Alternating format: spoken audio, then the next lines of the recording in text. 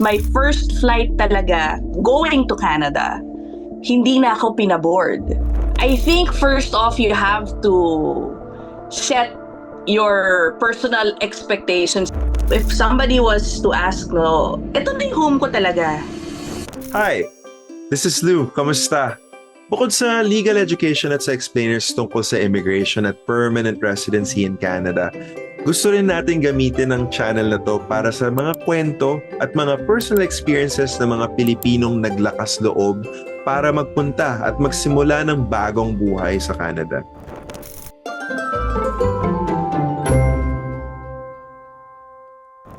Ngayon, makakasama natin ang isang kaibigan na iniwan ang kanyang blooming career sa Pilipinas para subukan ng bagong buhay sa Canada. She's covered and interviewed presidents in the Philippines, guys, and she was front row seat witness to historic moments in Philippine history. Kasama natin dito sa vlog ngayon ang isang Filipino journalist. She's a wife and now a mother, Ina Andolong. Ina, kamusta ka na? Welcome to the channel. This is so new that it's the other way around. What's going on? I know! It's so weird. Hindi ako sanay, no? Kanina lang kausap kita sa channel ko. Yun na nga. At ikaw ang ini-interview ko, ngayon baliktad na. O nga, so I feel weird. Di-drill down natin ngayon kung ano ba yung mga ganap in your life. No, So, nasan ka ba ngayon? I am in Windsor, Ontario. But Nice. ano pa lang, more than a year pa lang kami dito. Before Windsor, we lived in Brampton, Ontario. Yeah. That's right. I remember distinctly na nasa GTA ka at the time kasi yung kwentuhan natin before, you were looking for a job out in the GTA, hindi ba? Well, that's true. GTA talaga. Brampton, for those who might not be aware, parang mga 40 minutes away from Yeah. downtown Toronto. Kung walang And yes, for a time, tulad ng marami, no, nagsubok ako maghanap talaga ng job. But then things happened and I ended up doing social media stuff. So tinigil ko na rin yung job hunting ko. Ang hirap din na maghanap talaga ng job. Mhm. So actually, yun nga yung gusto kitang tanungin about kasi napagkwentuhan na natin yung mga struggles as a newcomer. Balikan natin, kailan ka ba dumating ng Canada? Okay, during the pandemic. Nasaktuhan ko yan. As in, kaka-close lang nung borders. And medyo hindi ko siya makakalimutan because my first flight talaga going to Canada, hindi na ako pinaboard. What? I was told by the check-in counters na hindi ako pwede dahil nga that same day nag-close yung border and I was going to Canada as a visitor at that time. Right. This was Okay. late March, I believe. March, yeah. So sabi ko, oh my gosh, I was with my in-laws. My parents-in-law went ahead. My husband stayed with me in Manila.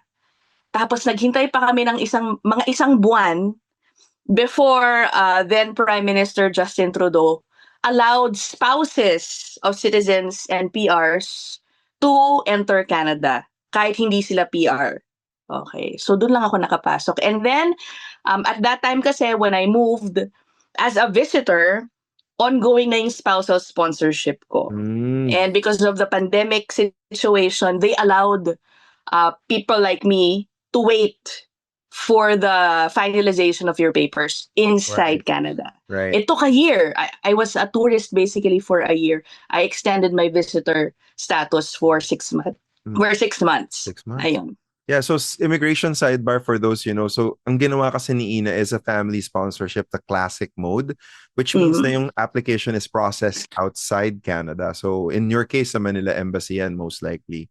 And when they process it, there's an expectation na nasa labas ka ng Canada and then once it's approved on principle, kailangan continue process sa Manila and then you land, like literally land in Canada and that's when you become a permanent resident. Iba yun sa mga inland sponsorship para maintindihan lang natin yung distinction. But in your situation, Ina, going back to that, sabi mo nga, pumasok ka as visitor, hinintay mo yung process ng iyong out of Canada sponsorship. And then, when you got it, ni-require ka ba nilang umalis out of curiosity? No. I think there was a special policy back then. I did not need to flagpole, kung tawagin nila. Walang ganon. Everything was done online. May medicals din, dito na lahat. Wala, Right. dito lang talaga. Nakuha ko na yung electronic COPR ko. Yeah. I That's it. mean, crisis creates opportunities, diba? So, in Mhm. other words, kayo yung mga naginipig nung ine-experiment I yung guess so. electronic landing. Oo. Kasi ngayon, very Yes. commonplace na siya yung mga in-Canada applicants. They will have to do their landing process online now. Dati kasi you have to appear at an IRCC office. For those in Toronto, either pinapupunta sila sa Niagara Falls, which is ang layo, by the way, Oo. or pupunta ka dun sa Etobicoke office nila, sa Kipling Subway Station if you're from Toronto. Shout out. It's quite an interesting time na pumunta ka ng Canada. Quite a choice. So spousal sponsorship, you tried to look for a job. Would you have any tips for those who are like trying to find something and trying to find their footing in Canada, especially for someone who's like, career wise, hindi naman sa, I mean, babandera na kita. Like, come on, you were at CNN, you were doing anchor work at CNN. For a lot of like broadcast journalists, that's like top tier, S tier, ano yan, di ba? So come on, let's be real here. So Oh. kamusta? Mahirap ba? Pangalawang question, what were the adaptation strategies that you did? Alam mo, medyo iba kasing naging situation ko, Luno. But definitely, I guess I will also base my answers from the many people I've, talked to and interviewed on my channel about job hunting in Canada. I think first off, you have to set your personal expectations and be clear about like how you're gonna go about job hunting. Mhm. 'Di ba may mga tao na sinasabi, lahat a-applyan ko. Oo. Okay, kasi nga sabi nila pag nandito ka sa Canada, kahit ano pang trabaho mo back in the Philippines, you have no choice Mhm. but to like start from what some might call survival jobs. Right. Ang katotohanan niyan, I did do that a little bit, pero I really tried to, kumbaga I gave myself that chance to try jobs, to apply for jobs na hindi survival jobs. Right. Okay? Nag-try din ako, nag-apply ako sa Omni. Yan, yung Omni News sa Filipino. I actually got an interview there. Finalist. Oo. Finalist. Hindi nga, baka hindi, no? Pero there was a situation when the interview happened. When I got called, I was going to give birth in like 2 or 3 weeks time. And I told them about that like at the last part of the interview. So I don't know if that affected, obviously siguro may factor yun. So I didn't get the job. Pero as for the job hunting, Lou, my God, I think talagang hindi mo may iwasan na hundreds, kung aabot ka ng hundreds of resumes na isasubmit, Yeah. it really happens. Yeah. And I went through the revisions of your CVs for every company, Yeah. every position. My Yeah. God, I had like folders for like the different types of positions na ina-applyan mo. Sounds Diba? Medyo familiar. mahirap siya ha. Lalo na kunyari, you have a background like me na into writing, diba? Right. Parang ang hirap, hindi mo bibitawan lang na okay na tong resume na ganito eh. So I really took a lot of time and energy preparing all those CVs. Tapos later on I realized, networking also is very important. Sinasabi nila noon hindi raw totoo na kailangang may palakasan dito, but I think, sorry to say, the referral system does exist also. No, at least based dun sa mga marami kong nakakausap din dito. Kasi yung sa sidebar ko yung discussion na yun din. Kasi actually yung referral system or palakasan as we call it in the Philippines, it exists everywhere. To the point na nag-lunch kami and for those who work with us, yung case manager namin si CJ na hindi pa na-meet ni Ina pero I know you've heard of him before. We were having lunch with one of our clients na Singaporean in Toronto and one of the things na ina-explain niya na in life, kailangan talaga it's about the people you know. So nagtinginan kami ni CJ kasi parang usual MO natin yan sa Philippines. So parang it's just funny na sasabihin sa atin. Kasi yung pinanggagalingan kasi niya, di ba, yung context niya, mas meritocratic sa Singapore, di ba? Meritocracy sila na it's all about your credentials. So, yun nga parang, Ina, nakakatakot isipin na parang someone who has like such street creds and professional creds like you from CNN Philippines, nag-struggle in Canada. But I feel you kasi hindi naman sa nagbubuhat ng bangko, pero nung dumating din ako ng Canada, graduate ako ng National University of Singapore na until I moved to Canada, someone was saying na, at least someone in the know, sabi, oh, it's like the Harvard of Asia. Sabi ko, may ganun palang moniker. So I'm like, okay, Mhm. like, pero kebs lang kasi, NUS is NUS. I really love my time there and I learned a lot. Pero hindi ko naman siya parang ginagamit na brand. Pero yung kalabasan niya is like, wait, hindi din alam ng mga tao kung ano yung NUS. Hindi din nila alam kung nasa ng Singapore sa China, 'di ba? So Yeah. mga ganun din. So in other words, may tendency pala tayo no as a people na nare-realize natin pagdating sa Canada na ina-idealize na like people know this, know that na parang na-expect natin they're in a way, quote unquote, for lack of a better term, better, Pero in Mhm. truth, marami pa rin mga similar undercurrents like yung palakasan system. So it's about Yeah. referral, as you said. Oo. And by the way, I always forget to mention, nag-aral din ako, Lou, dito, ah. I finished a diploma course Ah, wow. yeah. So right after I got my PR, ayun na nga, bagong panganak, syempre, hindi naman Mm. ako maka-work na naman. Mhm. So I had to obviously stop my job hunting situation. Nag-aral ako. At that time, uso pa yung mga online course. Right. Okay? But aminin ko, no, later on, I realized that I think I could have made a better choice sa college na aking pinasukan. It does Ano, I matter. mean, I'm thankful I still have that credential in a way. Ang kinuha ko, occupational health and safety. Oh, okay. So That's it's a in high two-year, demand. so it's a 2-year diploma course. But then, my school did not even offer yung parang OJT aspect at the last part Right, of the right, right, right, program. right. I think if I had it, siguro that would have boosted my chances of Bridging. getting a job. It's so big. Like the I know, bridging oo. programs are so important. Naalala ko, even in law school, for us, there was such an emphasis that I did one of my placement jobs at, di alam ng mga tao to. I did my internship or student placement sa Office of the Taxpayers Ombudsperson in Canada. Mhm. So Oh, attached na siya, organ ng Canada Revenue Agency. So we were handling complaints, for yeah. example. So ombuds nga, diba? So bukod dun, kasi 4-month placement yun for the summer, in-encourage nila ako, like, put yourself in the system kasi, like, you need another 2 to 3 more months.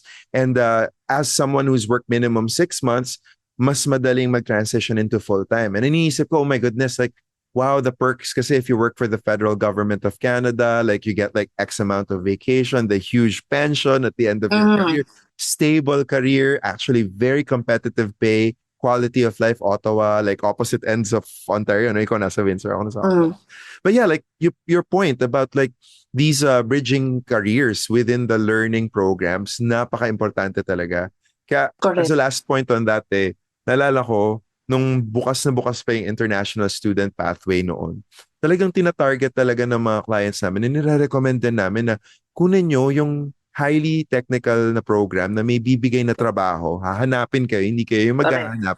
Pangalawa, yung may mga bridging programs, in other words, yung may mga work placement na buong semester, hindi lang yung tipong 200, 300 hours. Kasi yun parang Yeah. internship in the classic sense sa Philippines, di ba? Pero ito Correct. job placement ito, di ba? Konti na lang, kembot ka na lang, yun na permanent ka na, di ba? Exactly, no. So medyo may panghihinayang factor ako doon because I ended up applying for a job for like safety officer positions. Mhm. Medyo nahirapan din ako kasi parang syempre nire-require doon sa mga job postings yung knowledge mo on actual work Right. experience na sana meron akong ibibigay kung meron akong yan, yung mga placement Mm. opportunities, which again, Right. wala. Kaya reminder din, kung nag-iisip kayo mag-upgrade, kumuha kayo ng program, it's better na merong mga ganun, yung co-op opportunities at the latter part of your programs. Or siguro, Right? magandang segue ito dun sa susunod na question ko sa'yo is about Canadianization of credentials. Kasi Mhm. personally, I struggled with this when I arrived in Canada na talagang, yun nga, sabi mo, survival job. Sabi nga nung friend ko, like, something that pays for your bus pass. 'Diba? Mhm. Lalo na nung time na yun, yung GTA pass noon is what, $48, tapos pataas na siya ng pataas. Hindi ko na alam kung magkano yun ngayon. Per week yun hindi yun per month. Mhm. Mahal kasi taga Mississauga. Ikaw, Brampton, ako Mississauga noon. So, kung Mississauga, kailangan ko maghanap ng trabaho sa Toronto. So, dalawang transit zones yun. So, doble yung pay, 'di ba? Yung pabayaran mo. Mhm. Pero yun nga, may GTA pass. So, kailangan ko ng bus pass money. So, nakahanap ako. I started working in an Irish pub as a busser. Wow, That wow. was my first job in Canada, I remember. Tapos yun nga, yung problem nun was like, it was such a live issue back then. And in Ontario, I think we talked about this at some point, bawal na yung naghahanap outrightly ng Canadian work experience, nakapost dun sa Yes. job posting, di ba? Yes. Kasi may nag-file ng complaint sa Human Rights Commission ng Ontario and ayun nga, nagkaroon na ng decision about it na bawal ilagay yun sa mga ads.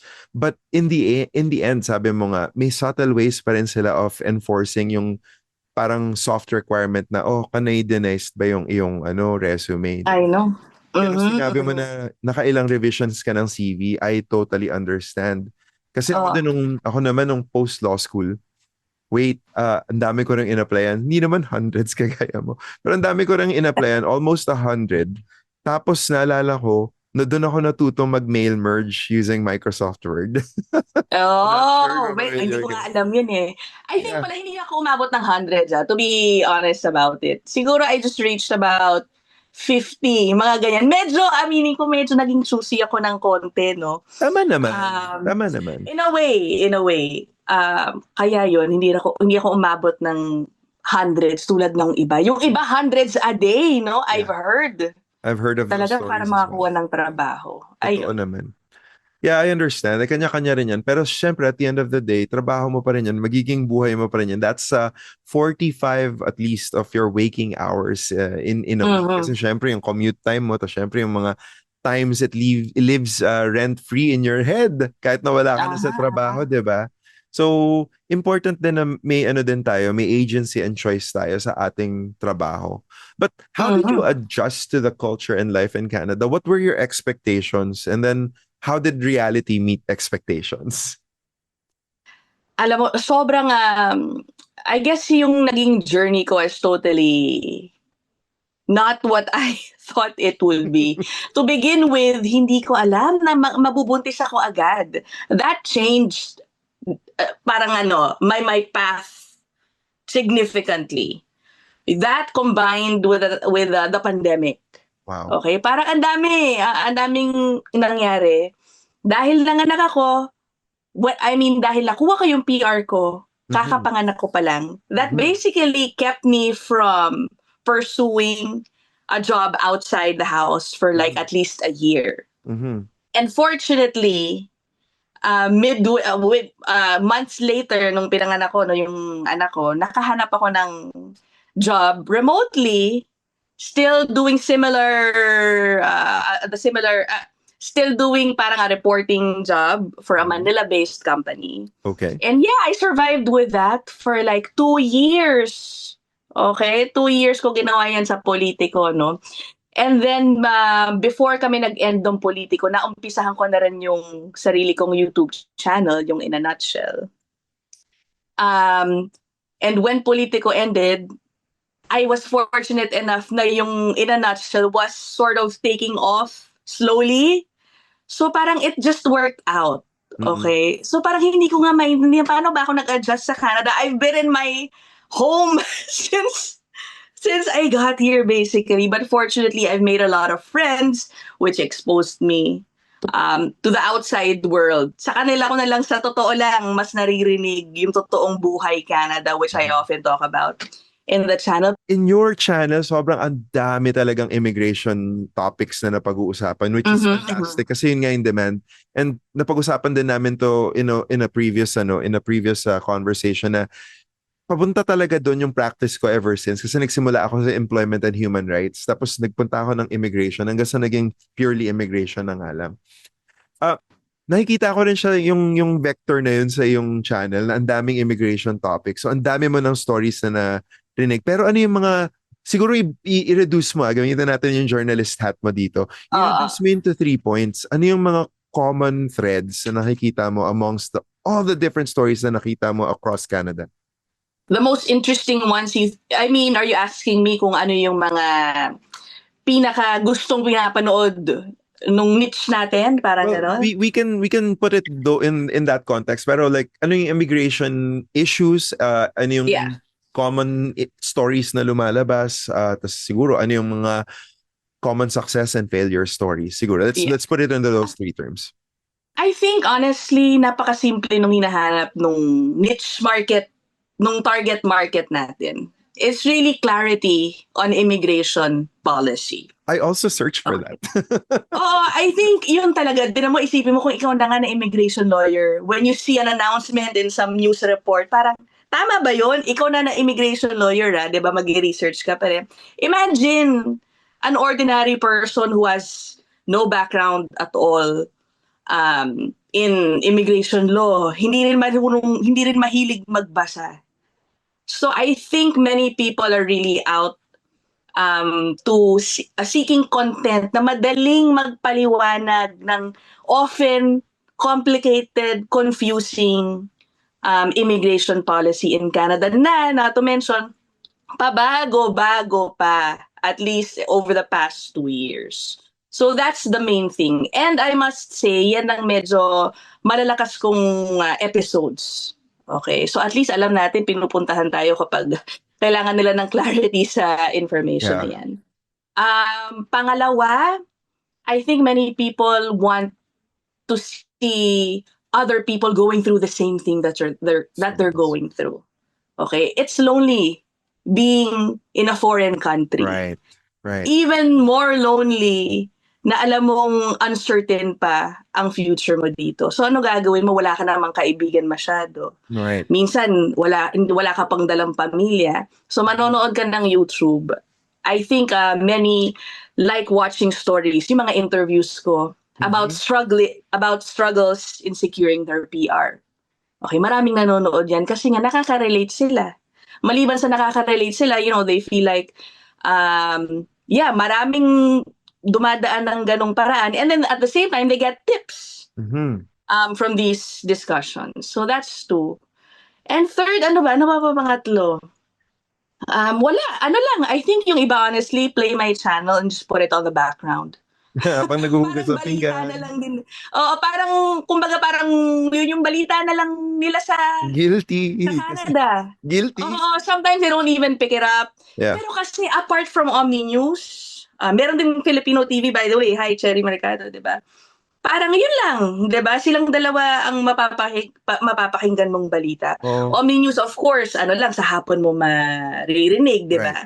At least yung sa akin, yung YouTube, they can just watch it whenever they have time. Part of, Filipino life, like, nung nasa Pilipinas tayo, ano pa ginagawa natin? Pagdating natin from school, parents natin, nandun na sa evening news yan, yung mga ganyan. So, feeling ko may hinahanap pa rin silang ganong similar content.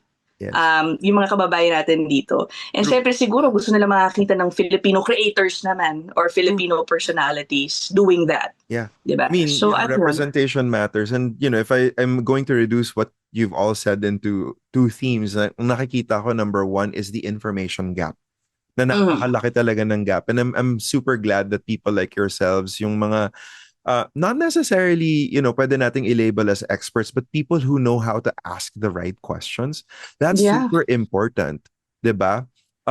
Pangalawa, yung loneliness. Diba? Totoo naman kasi talaga, napaka-lonely din talaga ng buhay sa Canada, lalo na kung wala kang kakilala. So, I get the notion of like relatability through blogs or vlogs, pati yung mga day in the life of Get Ready With Me, mga bagay. Kasi ako din, ginagawa ko yun, nanonood din ako. Ako kapag aminin ko, pinakikinggan ko yung podcast ni Ina madalas kapag nasa gym ako nagwo-workout.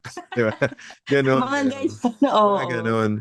Pero, question ko rin sa'yo actually is like, I know that sabi mo nga nasa bahay ka, pero syempre may virtual communities din. Pero based on your observations, and nakabisita ka na rin in different parts of Canada. Let's be real.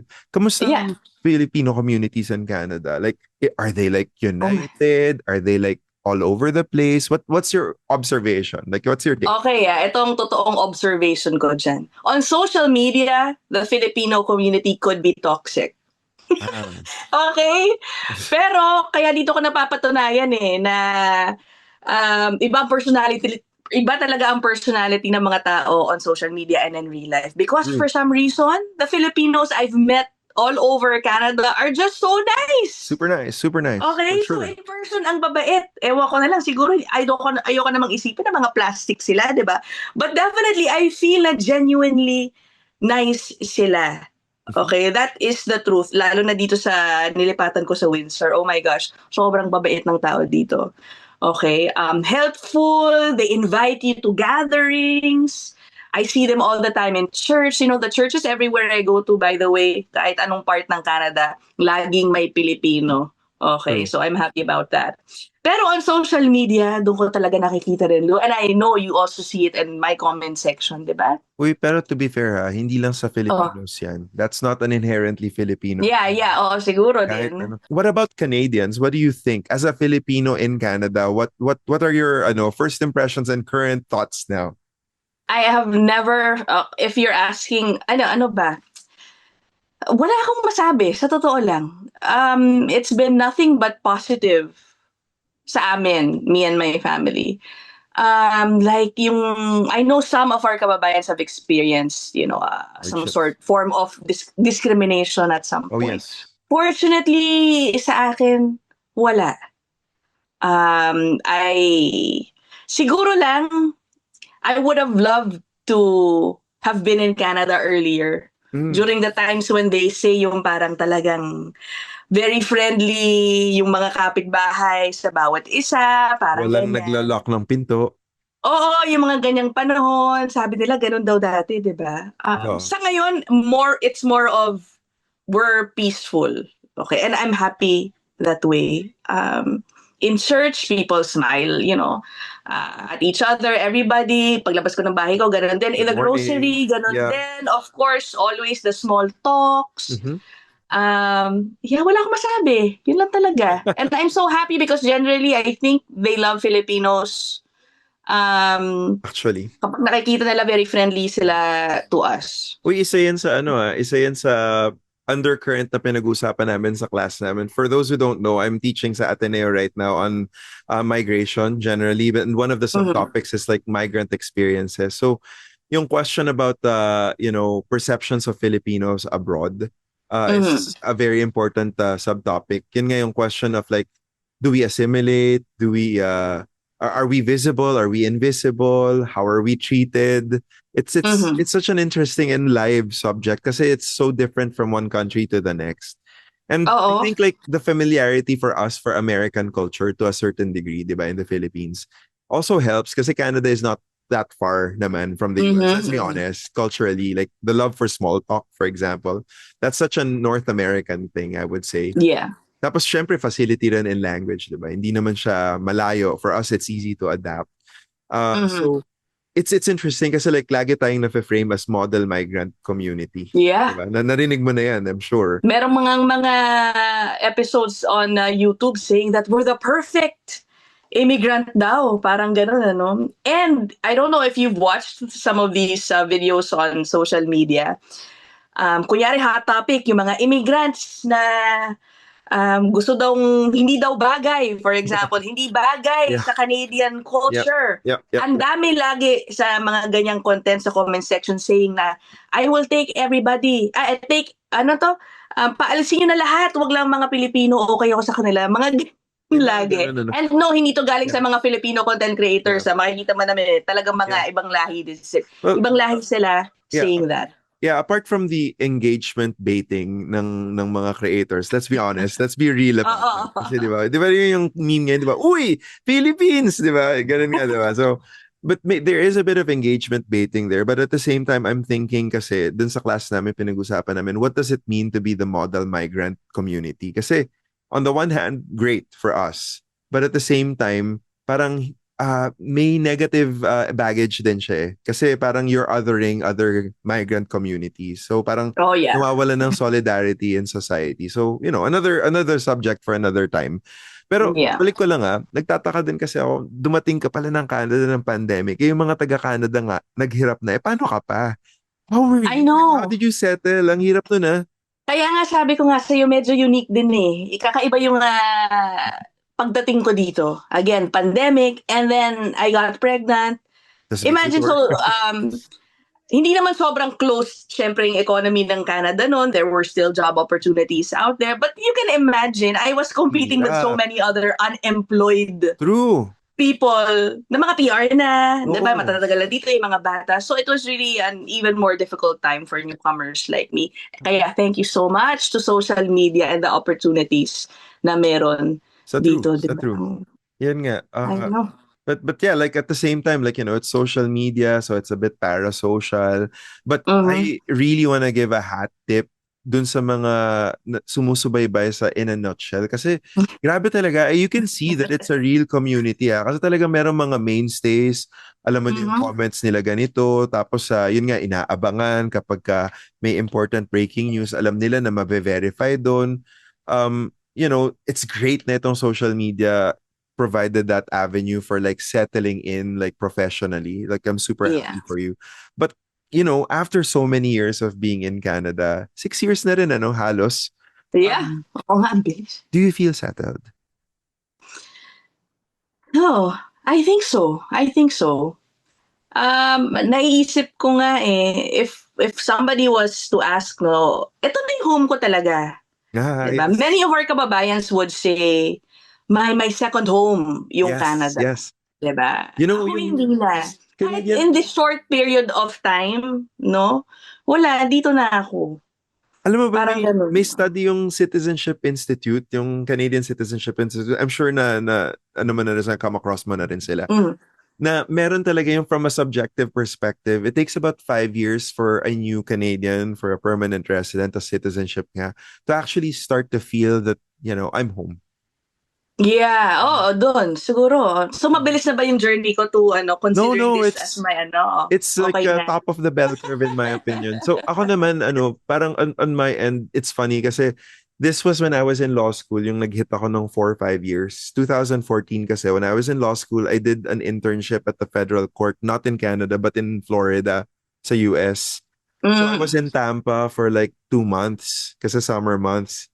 Init, grabe, ang init pala ng Florida kapag summer, just naloka talaga ako. So, syempre nakasuit ako, ang init-init, di ba? Parang Pilipinas.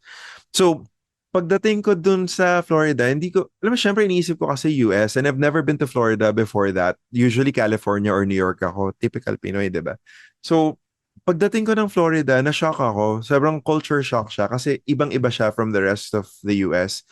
And I'm not gonna lie, and this is not a dig against the US. I will just say na I did not feel safe when I was in Oo. Florida, in Tampa specifically. And gawa na galing ako ng Ottawa, sanay na sanay ako nagbabike or sanay na sanay akong nagta-take ng public transportation, and it's generally very safe.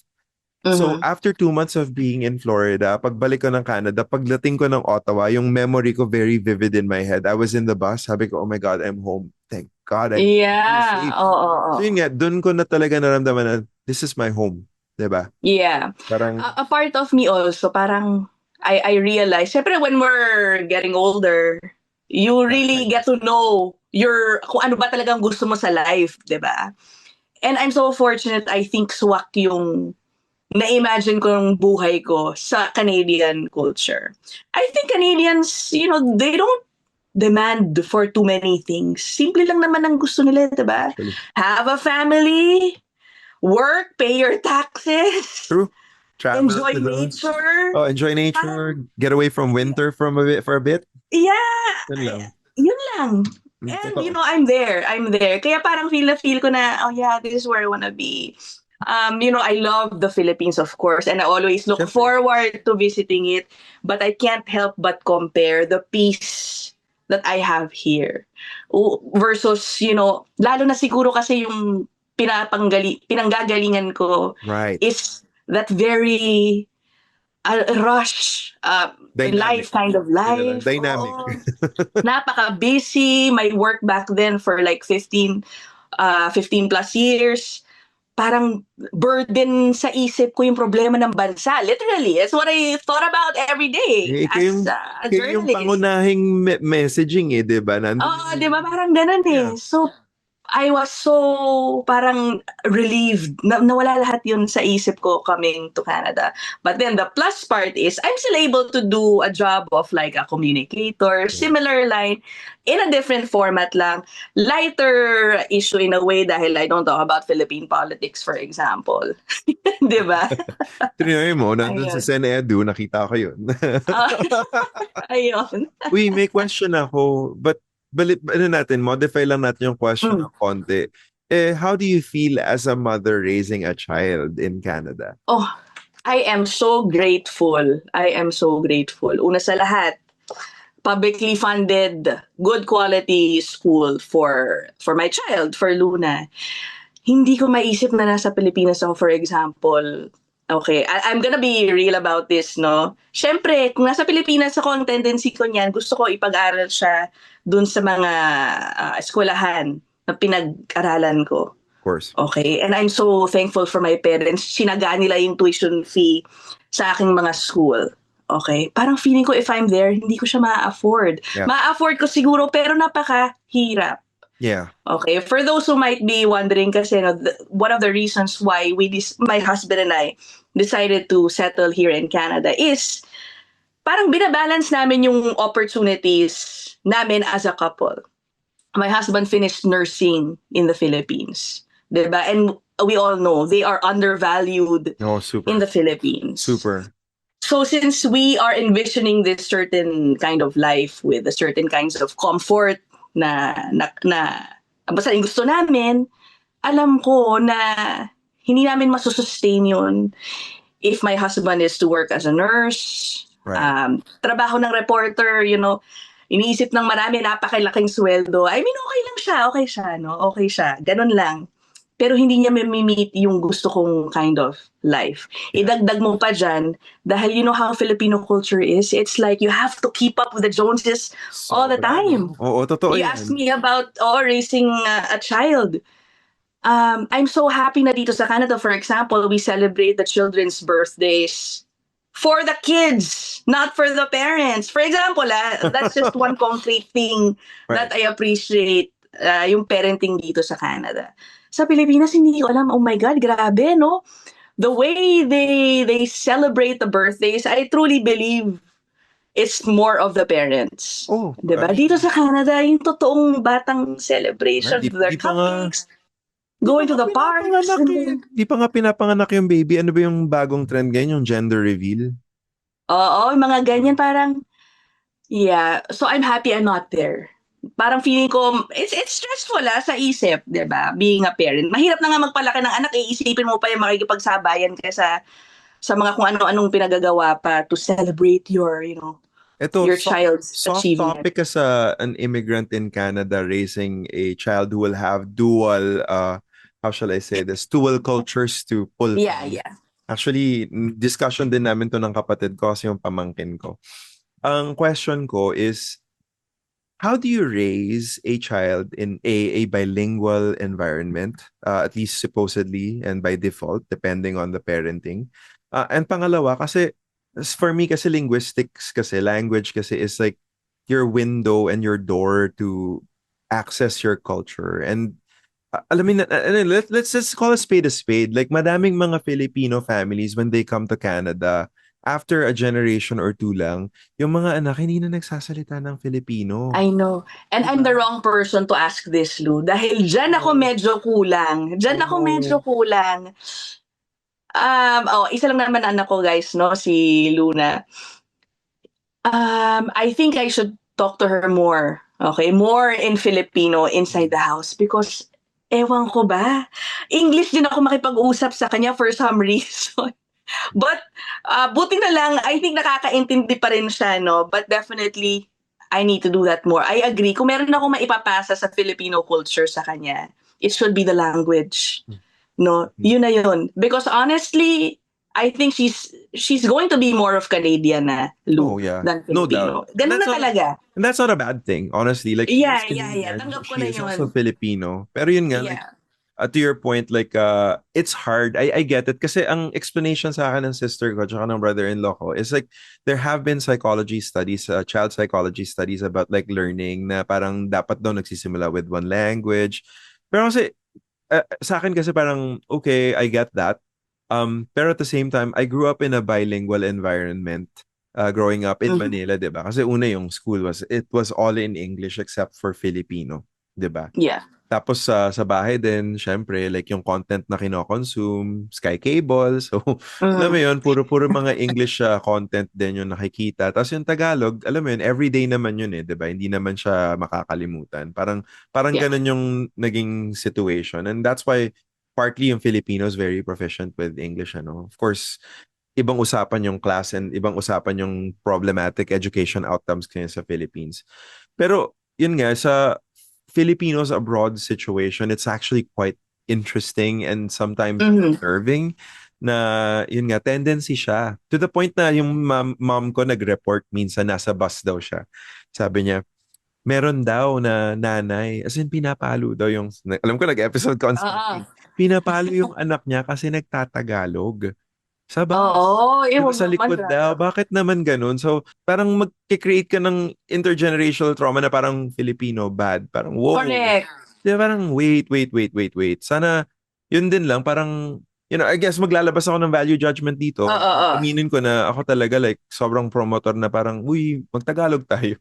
Kasi language natin Oo. yan. And you lose so much if you don't have Mhm. access to Filipino culture, 'di ba? Parang kasi language is your Yeah. portal to the culture. Correct. No, sabi ko nga sa'yo, ako yung maling taong tanungin diyan, eh. Sorry. I know, no, but I no, it's good. I always have to be reminded, to do better in that aspect. Pero siguro 'no, one thing that I'm, thinking about din when it comes to raising Luna, parang I don't wanna confuse her. 'Di ba? I've heard of Yun stories nga. na yung mga first generation immigrants here, when they become teenagers na, meron silang parang identity crisis. Am I Ah, Canadian or am I yes. Filipino? And Yes. they don't know how to express themselves kasi parang their Yes. parents tinutulak sa kanila siyempre yung Filipino culture. But then when they go outside the house, it's like everything Canadian. Right, So right, parang right. meron silang mental issue in that regard. So I think I am just letting Luna learn it, 'di ba? For now, I am letting her absorb everything Canadian. Fair. And then, I mean, depende na lang yan sa parenting style, ano? And I think for me, I will just let the Filipino culture get to her slowly. I will not force it upon her. Mm-hmm. Yung mga ganun ba, makikita na lang niya yan. Ay, marunong pala siya kumain, mahilig pala siya sa Filipino food, for example. Mm-hmm. Hindi niya alam pagtanda niya, yung ugali niyang ito, ay galing pala yun sa Filipino side ko. Yeah. Ganun ko na lang siya hayaan siguro nga lumaki. But I don't wanna be like, yung mamumuwersa ng ano, no, na alamin mo yan, or something. Yeah, I don't think I'm like that. Yeah, Ayun. kasi na-observe ko rin kasi yung mga ibang cultural communities and not just in Canada, like yung ex ko for example, yung sister niya and actually yung mga brothers din niya, they're raising like bi or dual or multinational children. Limbawa yung kapatid niya, yung kuya niya, yung anak niya is like partly what do you call this? I think German, tas partly French. No, English, tapos siya French. Tapos syempre, they live in Alsace, which is yung border region between Germany and France. So parang children of different, 'di ba? Different traditions, Mhm. different cultures.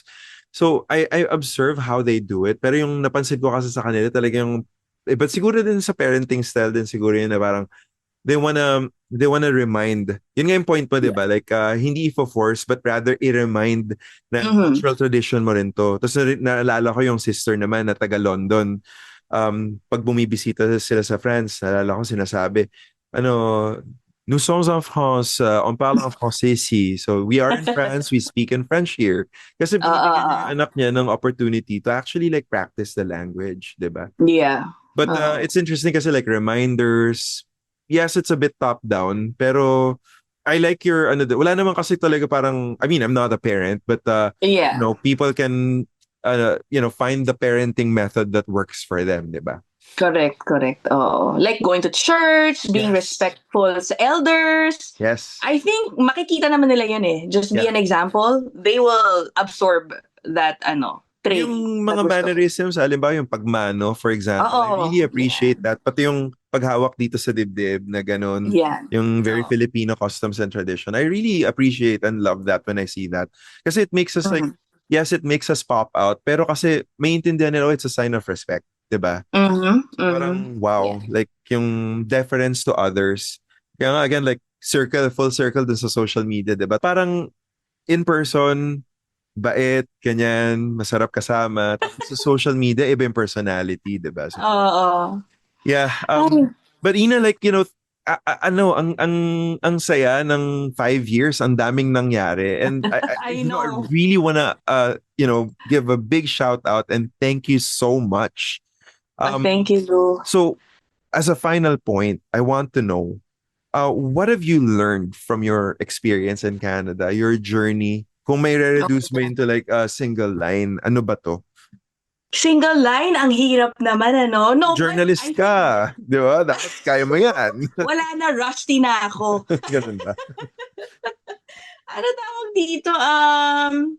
Ano ba? No, anything. What I've learned, I think, is that Filipinos are very adaptive people. Okay? I think that's one of the main reasons why some would refer to us as good immigrants.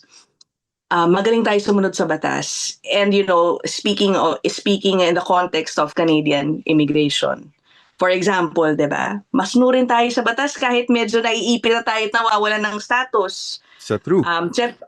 Sumusunod tayo kung kailangan umalis. Unfortunately, mabibigat sa loob, you know, we follow the rules. Just one, sundot ko lang that's a core tenet of Canadian culture. Canadians are generally very law-abiding. So Yan, that's probably no? why they like Filipinos kasi alam nila na we like to comply with, Yeah. kasi alam naman natin na para sa lahat to, di ba? Yeah, tapos dito ko talaga nakita yung way of life of being an OFW, no? Being a reporter back in the Philippines, I would always talk about, situation of OFWs. Pero iba pala talaga pag nandun ka sa posisyon na yon. Yes. Na nasa ibang bansa ka na. Ang galing makisama ng mga Pilipino, no? We thrive out in a foreign land kahit mag-isa ka. Iba talaga yung resilience. Alam mo naman yung term na resilience. So, oo, talaga. Yeah. In pursuit of better opportunities. opportunities. The Philippines are islands of communities. Pero yun nga yung interesting, di ba? Paglabas natin ng Pilipinas, we also build our own islands. O, di ba? Ay, may ganon. May mga ganong metaphor, di ba? But, pero yun lang siguro. Yun ang biggest lesson ko. It's amazing to see lang talaga how Filipinos thrive outside in other countries. And again, you're occupying such an important front row seat, and I'm very happy that someone who has like standards and ethics and rigor is actually doing yung pagkwento. Kasi napaka-importante. Hindi yan basta yung magigising ka na lang kasi tapos, kwento ko nga ito. Diba? Oo. Naman, legitimate siya as like, lifestyle things. Pero kasi yung seryoso ang usapan, diba? Kailangan talaga may rigor yan eh.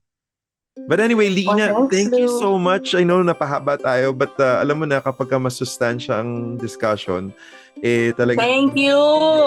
Thank you so much, Lou.